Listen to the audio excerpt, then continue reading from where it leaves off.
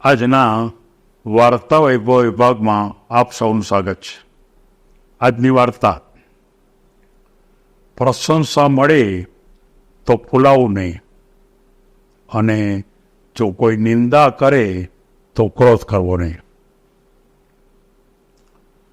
મિત્રો, આ વાત તો અનેક લેખકોએ વાત કરી છે. એક કોટેશન છે કે આપણી પ્રશંસા મળે એટલે આપણે ફૂલાઈ જઈએ છીએ, આપણે હવામાં ઉડવા માંડીએ છીએ, અને કોઈક વખતે આપણી કોઈ નિંદા કરે ત્યારે આપણે હંમેશા ગુસ્સે થઈ જઈએ છીએ. આ વાતને સમજાવવા માટે મારે એક વાર્તા કહેવી છે. એક સંત એક ગામના છેવાડા ઉપર પોતાનો એક આશ્રમ બહુ સારી રીતે શિષ્યોની સાથે રહેતા હતા. ગામ નજીક હતું એટલે માણસો ત્યાં વારંવાર જાય, એને કેટલાક મહત્ત્વના પ્રશ્નો પણ પૂછે અને સંત એના ઉકેલ પણ આપે.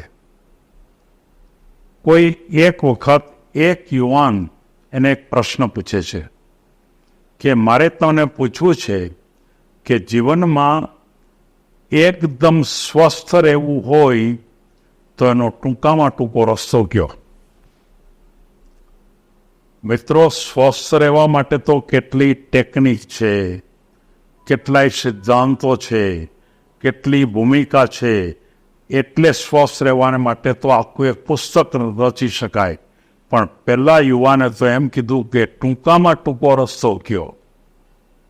એટલે સંતને એમ થયું કે આ ભાઈને મારે સમજાવવું કેમ. એટલે એણે એક પ્રયોગ કરીને આખી વાતને સમજાવી. એણે એમ કીધું કે મારે તને 2 વખત કામ સોંપવું છે. એટલે કે ભલે.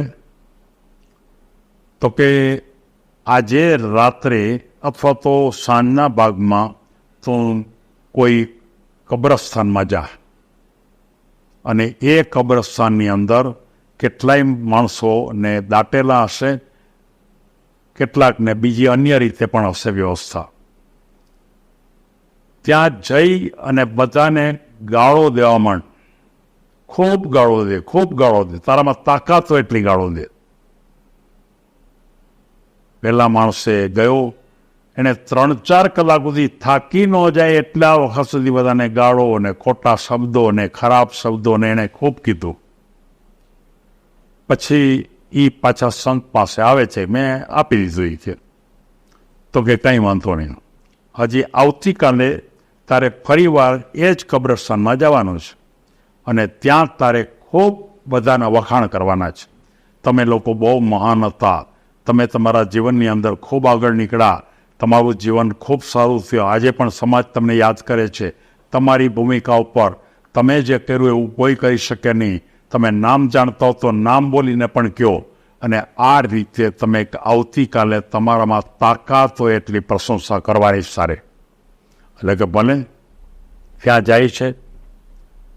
પછી પેલો યુવાન આવે છે કે હવે તમે મને કહો તો ખરા કે મારે સ્વસ્થ રહેવા માટેનો રસ્તો કયો. આ તો તમે માત્ર મસ્ત વાતો કરી, આનાથી મને શું ફાયદો થાય?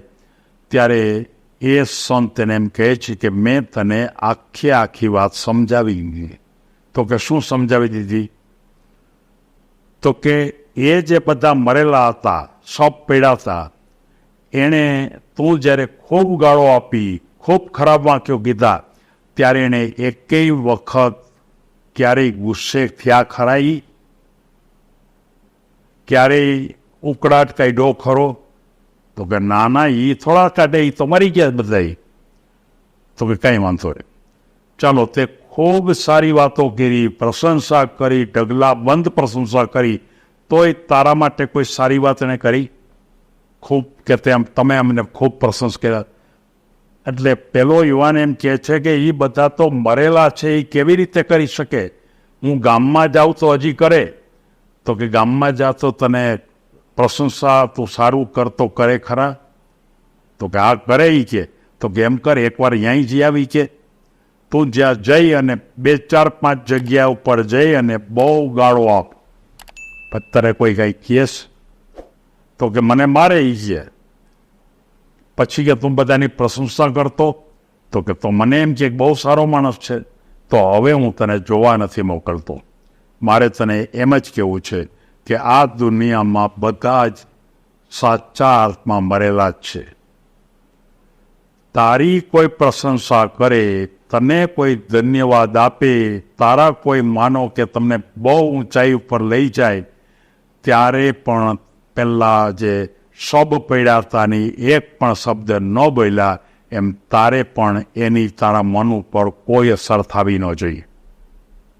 અને જો કોઈ ખરાબ બોલે, તને ગાળો દે, તું ખોટું કરસ, અને તો પણ તું એક પણ શબ્દ બોલતો નહીં, બસ આ 2 બાબત તું કરી લે, એટલે સ્વસ્થ રહેવા માટેનો સૌથી ટૂંકો રસ્તો. આનાથી ટૂંકો રસ્તો એ કંઈ નથી. તો કે આટલાથી થઈ જશે? તો કે આ 100% થઈ જશે. કેટલાય સિદ્ધાંતો છે, પણ એ સિદ્ધાંતો મારે તને આપવાના છે, કારણ કે તે ટૂંકામાં ટૂંકો રસ્તો કીધો છે. એટલે તું આમ કર, અને એ વ્યક્તિ પછી એ રીતે જાય છે, સમાજમાં રહે છે, અને પછી 2 કે 3 વર્ષ પછી પાછી આવે છે, અને ત્યારે એ સંતને એમ કહે છે કે ખરેખર તમે મને સ્વસ્થ રહેવા માટેનો એકદમ ટૂંકામાં ટૂંકો રસ્તો બતાવ્યો. મારે કોઈ સિદ્ધાંત તૈયાર કરવાની જરૂરિયાત નથી, મારે કોઈ બીજી પ્રયોગો કરવાની જરૂરિયાત નથી, મારે કોઈની સાથે વાતો બીજી કરવાની જરૂરિયાત નથી. મારી સાથે ખરાબ વાતો કરે ત્યારે પણ હું શાંત રહું છું, અને મને ખૂબ એકદમ પ્રશંસા કરે તો પણ મને ઉભરો નથી આવતો, હું એના માટે વખાણ કહું. અને આ જીવનનો સૌથી મહત્ત્વની વાત છે. મારે સૌ આપણા ગ્રુપના સભ્યો, આપણા ગ્રુપના સૌ માતાઓ, આપણા સંતાનોને આ વાત કહો કે જો તમારે સ્વસ્થ રહેવું હોય તો તમે આ 2 બાબત ધ્યાન રાખો. ઘરમાં પતિ પત્ની હોય, સ્વસ્થ રહેવું હોય તો માત્ર એક જ વાત, ગુસ્સો કરે તો પણ અસર નહીં, તમારા વખાણ કરે તો પણ અસર નહીં. એનાથી આગળ કદાચ ઘરમાં પુત્ર અને પિતા હોય તો પણ આ જ ભૂમિ. એ જ રીતે સમાજમાં તમારા 2 મિત્રો હોય તો જ આ રીતે. અને એનાથી પણ આગળ હજી એક વસ્તુ તમને કહી શકાય કે આમાં જે ખરેખર આપણને નથી બતાવી વાત એ છે કે તમારા માટે નહીં પણ સમાજ માટે જો કોઈ સારી વાત કરે, સમાજને સારી ભૂમિકા ઉપર મૂકે, તો તમે ચોક્કસ એની પ્રશંસા કરજો. પણ તમે તમારી વ્યક્તિગત પ્રશંસા કરે તો કોઈ દિવસ તમે એને માટે કોઈ ભૂમિકા નહીં બતાવશો. જો આ વાત તમને સમજાઈ જાય તો આ દુનિયામાં તમને એકદમ ઉત્તમ પ્રકારનું એક જેને કહી શકાય કે એવું વાક્ય કે જે આ વાક્ય જાદુઈ વાક્ય છે, અને આ જાદુઈ વાક્ય તમારા જીવનને પલટી નાખશે. સૌને ધન્યવાદ.